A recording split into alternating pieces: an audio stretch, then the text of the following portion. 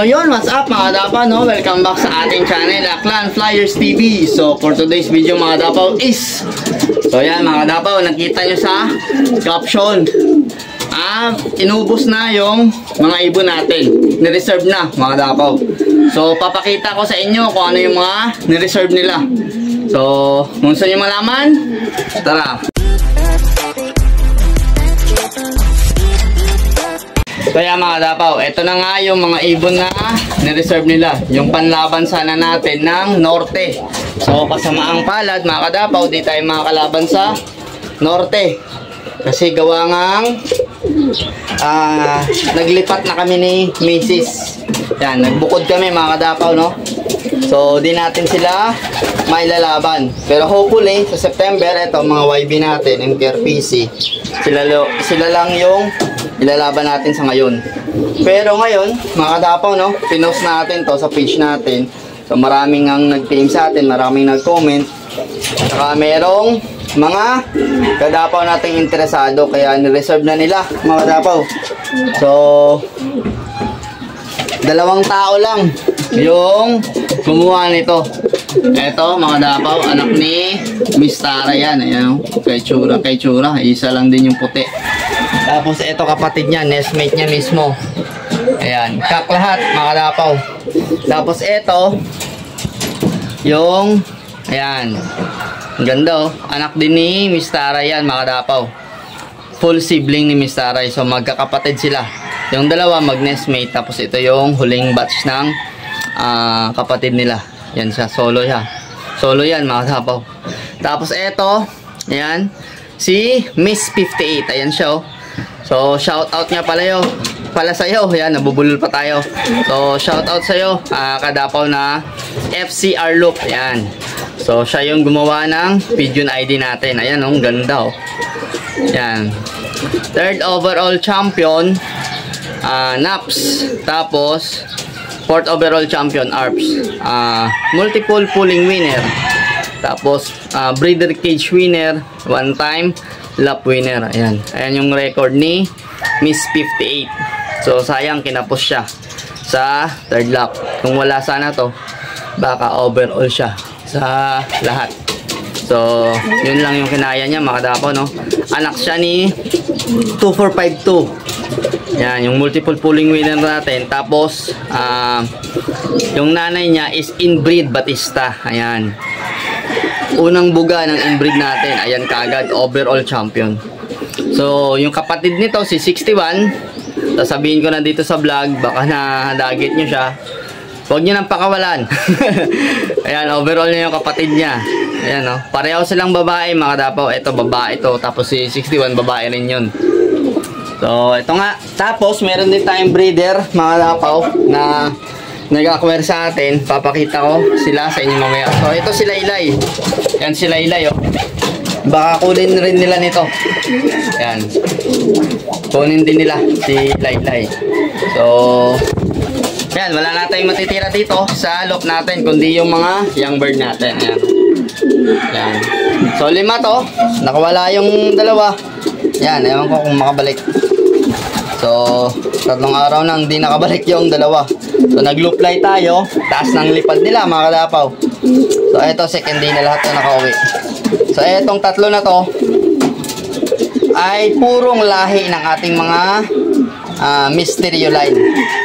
Etong may puti sa tuktok mga Dapaw, sa ulo, nestmate sila ng dark grizzle. Ayan siya, yung abuhin, nestmate sila. Tapos etong grizzle na to, yung puti mga Dapaw, is full sibling ng parents ni Mysterio. Tapos yung nestmate nito, napanalunan ni EDC Loop. Ayan, yung nestmate niya, napanalunan niya sa raffle. Ayan o, ganda mga Dapaw. So mukhang ano to, mukhang babae. Tapos ito, dalawang to, mukhang kak, dalawa. Pag-iisipan natin kung ilalaban ba natin o ikikip na lang natin sila. Pero parang ilalaban natin mga Dapaw. Ayan.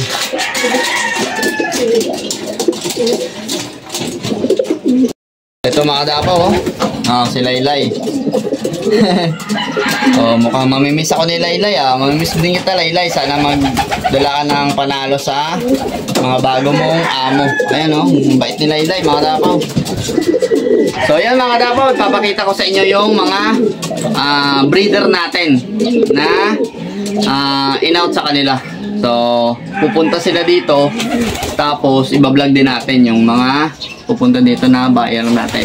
So yung isang buyer natin taga Antique, so papadala na lang natin. So yan mga dapaw.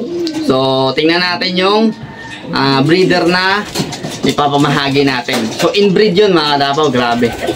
Para may foundation agad sila. So yan mga dapaw, tara! Yan mga dapaw, ito yung parents ni Miss 58. Yan sila.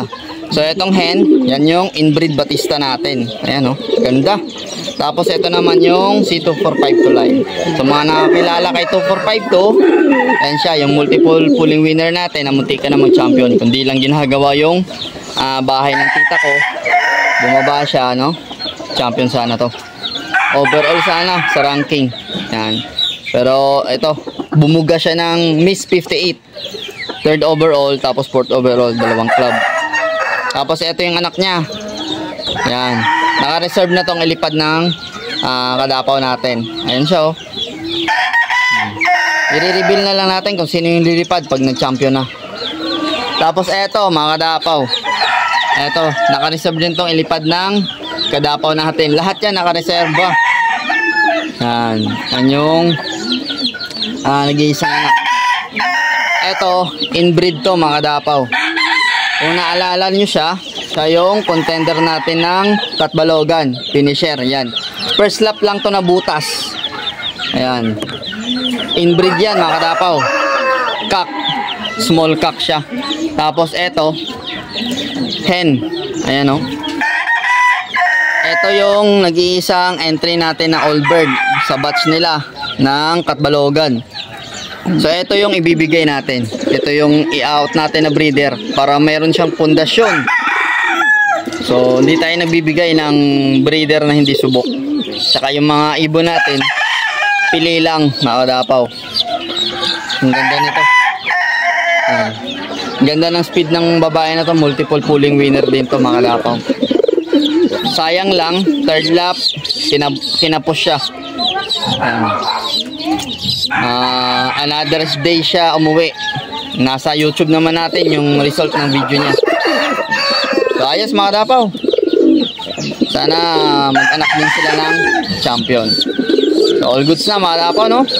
Antayin natin yung mga buyers natin dito. Pero ito, ipapadala natin to sa Antique. Ayan. So shout out sa'yo Madapaw, nanonood ka sa vlog natin. So goods na mga dapaw, alam nyo na. God bless.